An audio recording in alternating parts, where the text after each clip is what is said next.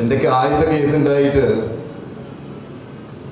പാസ്പോർട്ടൊക്കെ കോടതിയിൽ വാങ്ങി വെച്ച സമയത്താണ് ചന്ദ്രൻ സാറിൻ്റെ പടം വരുന്നത്.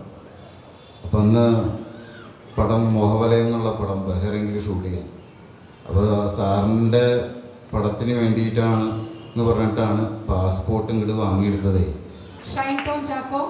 ക്ലാസ്സിൽ പ്രസന്റ് വിളിക്കുന്ന പോലെ ഷൈൻ ടോം ചാക്കോ.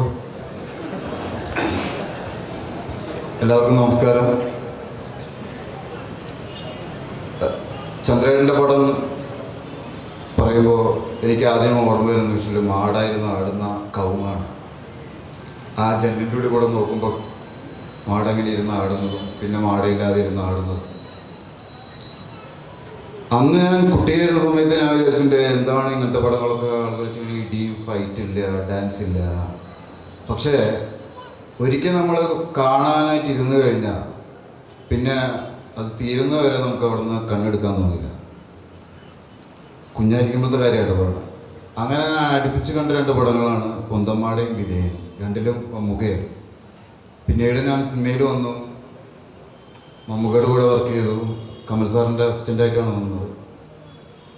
അപ്പോൾ മമ്മൂക്ക പറഞ്ഞ കാര്യമുണ്ട്, ഒരു നടൻ ഒരു ബിഗ് ബഡ്ജറ്റ് പടം ചെയ്ത് കഴിഞ്ഞാൽ അതോടൊപ്പം തന്നെ ലോ ബഡ്ജറ്റ് പടങ്ങളും ചെയ്യണം.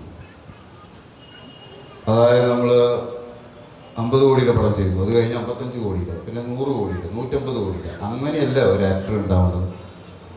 50 കോടിയുടെ ചെയ്ത് കഴിഞ്ഞാൽ ആ ആക്ടറിന് 2 കോടിയുടെ പടം ചെയ്യാൻ പറ്റണം. എന്നാലേ ഇൻഡസ്ട്രി നിലനിൽക്കുള്ളൂ, പടങ്ങളും നല്ലതുണ്ടാവുള്ളൂ. ഇത് ഞാൻ ഉള്ളിൽ വെച്ചിട്ട് ഞാൻ വിജയുടെ അടുത്ത് ചോദിച്ചു, സാറ് ഈ ഒരു വർഷം ഒരു പടമാണ് നിങ്ങൾ ചെയ്യുന്നത്? അപ്പോൾ പുള്ളി പറഞ്ഞു, ഈ ഒരു പടം ചെയ്തു വരുമ്പോഴേക്കും ഒരു വർഷമാവും. അല്ല, ചെറിയ ചെറിയ പടങ്ങൾ ചെയ്തുകൂടി, 2 കോടിയിൽ 2.5 കോടിയിൽ. ആ പുള്ളി എൻ്റെ മുഖത്ത് നോക്കി ചിരിച്ചു. എന്തൊക്കെ ആദ്യത്തെ കേസ് ഉണ്ടായിട്ട് പാസ്പോർട്ടൊക്കെ കോടതിയിൽ വാങ്ങി വെച്ച സമയത്താണ് ചന്ദ്രൻ സാറിൻ്റെ പടം വരുന്നത്. അപ്പം അന്ന് പടം മോഹവലയം എന്നുള്ള പടം ബഹ്റൈനിൽ ഷൂട്ട് ചെയ്യാൻ. അപ്പോൾ സാറിൻ്റെ പടത്തിന് വേണ്ടിയിട്ടാണ് എന്ന് പറഞ്ഞിട്ടാണ് പാസ്പോർട്ട് ഇങ്ങോട്ട് വാങ്ങിയെടുത്തതേ. അപ്പോൾ അതിനുശേഷം ഒരാൾ കുറ്റക്കാരനാണ് എന്ന് സമൂഹത്തിന് മുന്നിൽ പറയുകയും കുറച്ച് നാൾ കൊണ്ടാടുകയും ചെയ്തിട്ട് തിരിച്ചു വരുമ്പോൾ ഒരു അപകർഷതാബോധം ഉണ്ടാവും. പിന്നീട് ആളുകളുടെ മുഖത്ത് നോക്കുമ്പോഴും ഓരോ ദിവസവും അതിന് നമ്മൾ ഫേസ് ചെയ്യണം. അപ്പോൾ ഞാൻ ചെന്ന് വിട്ടതാണെങ്കിൽ സിംഹം എന്ന് പറയുന്ന പോലത്തെ ഒരു മച്ചാൻ്റെ അടുത്ത് ചന്ദ്രൻ സാർ. ആരെയും വകവയ്ക്കില്ല, നല്ല ഒച്ചത്തിൽ സംസാരിക്കില്ല. നീ പോയി പണി വെക്കാൻ നോക്കുക അവരോടൊക്കെ. പുള്ളിയുടെ അടുത്തുനിന്ന് കിട്ടുന്ന ഓരോ ദിവസത്തെ എനർജി അല്ലെങ്കിൽ കോൺഫിഡൻസ് ആണ് പിന്നീട് മുന്നോട്ട് നയിക്കാൻ എന്നെ മുന്നോട്ട് നയിച്ചത്. ചെറുതായി ചെറുതായി വീണ്ടും അപകർഷതാബോധം പോയി, ആളുകളെ ഫേസ് ചെയ്യാൻ പറ്റി. ക്യാമറയുടെ മുന്നിൽ കോൺഫിഡൻസിലൂടെ നിൽക്കുക എന്നുള്ളതാണല്ലോ ഒരു ആക്ടറിൻ്റെ പ്രശ്നം.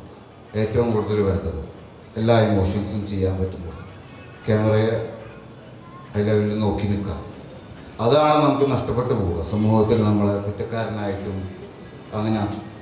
അപ്പോൾ അതിൽ നിന്നൊക്കെ പുറത്തു കിടക്കാൻ എന്നെ മോഹവലയം എന്ന് പറയുന്ന ചിത്രം വളരെയധികം സഹായിച്ചിട്ടുണ്ട്. ആ ഒരു കാലഘട്ടം ഞങ്ങളുടെ ഒരു മോഹവലയായിരുന്നു, എൻ്റെ സുധീഷേട്ടൻ്റെ ഒക്കെ ബഹ്റൈൻ. അപ്പോൾ ഇനിയും നല്ല നല്ല ചിത്രങ്ങൾ ചെയ്യണം. ഇപ്പോഴും ഞാൻ വിളിച്ചപ്പോൾ ഞാൻ വിചാരിച്ചു പടത്തിനാണ് വിളിക്കണേന്ന്. എന്നാ പടം തുടങ്ങണമെന്ന് ഞാൻ ചോദിച്ചത്. അതല്ല, ഫങ്ഷൻ ഇവൻ്റ് ഉണ്ടെങ്കിൽ 50-ാം വർഷം. ഓക്കെ. അപ്പോൾ അത് കഴിഞ്ഞിട്ട് പടം ചെയ്യില്ലേ? അത് കഴിഞ്ഞിട്ട് പടം ചെയ്യും. അപ്പോൾ ഇനിയും പടങ്ങൾ ചെയ്യുക. Thank you.